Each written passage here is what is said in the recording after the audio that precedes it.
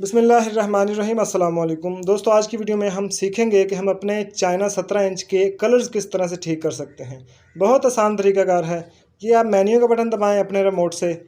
Menu کا button دبانے کے بعد یہ جو برائٹنس ہے فرسٹ نمبر پہ، آپ اسے 65 پہ رکھیں۔ جہاں پہ بھی ہو آپ اسے 65 پہ لے آئیں، ٹھیک ہے۔ اس کے بعد نیچے آئیں۔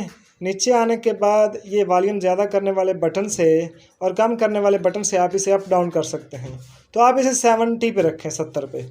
اس کے بعد مزید نیچے آئیں اور کلرز کو آپ 50 پہ رکھیں۔ اگر 50 سے زیادہ کریں گے تو لال ہو جائے گا، 50 سے کم کریں گے تو بہت زیادہ پھیکا ہو جائے گا۔ اس کے بعد آپ نیچے آ جائیں شارپ پہ۔ شارپ کو کتنا زیادہ اوپر کریں گے اس حساب سے سکرین جو ہے وہ کلیئر نظر آئے گی، اور جتنا زیادہ کم کریں گے اس حساب سے دھندلا پن سا آتا جائے گا۔ تو اگر کیبل کلیئر ہے تو آپ اسے 60 پہ رکھیں۔ اگر کیبل خراب آتی ہے، مچھر سا آتا ہے، تو پھر آپ اسے 40 پہ کر دیں۔